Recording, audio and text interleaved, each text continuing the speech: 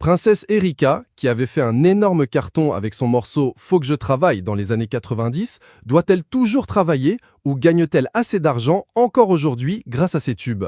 Dans les années 2000, sa chanson Trop de blabla avait été choisie pour les publicités de la compagnie d'assurance MMA.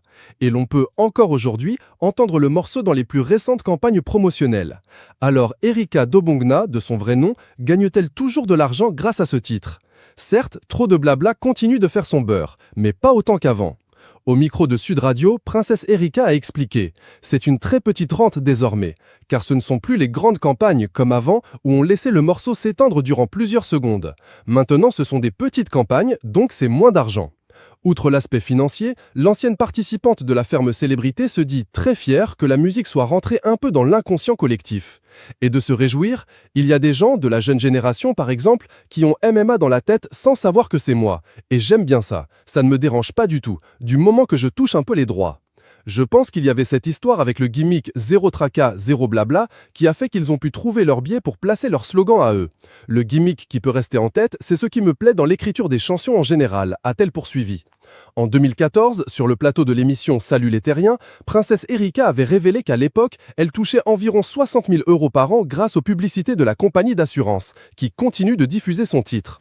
Ça me rapporte pas mal, ça me permet de vivre sans me faire trop chier, avait-elle lâché.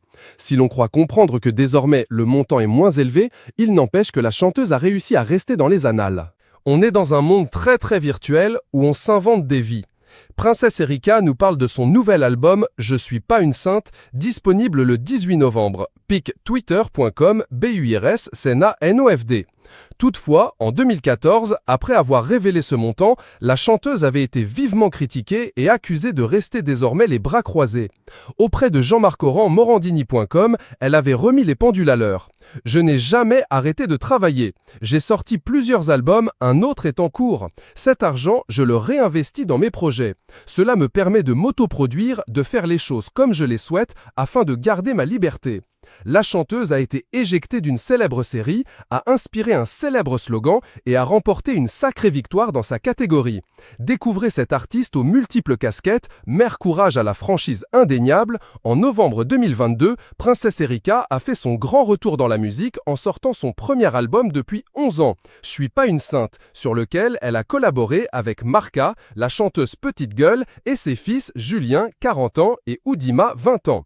Il y a quelques années, la chanteuse s'est vue proposer de participer à Danse avec les stars, mais la production a annulé sa participation au dernier moment.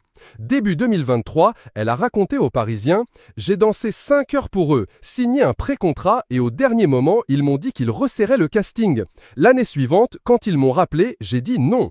Comme Masked Singer cette année, j'avais peur que ça embrouille la sortie du disque.